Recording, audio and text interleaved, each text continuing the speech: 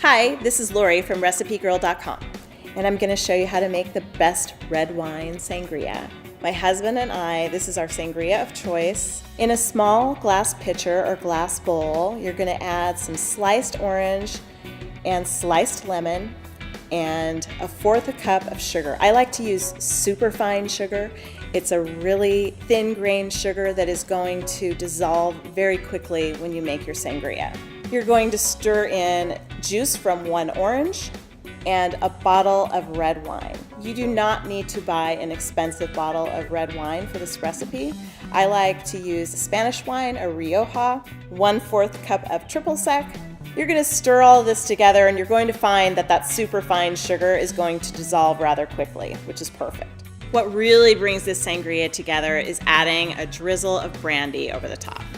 Just stir that in, and then you're going to refrigerate the sangria for 2 to 24 hours and it'll be so smooth and mellow and ready to drink.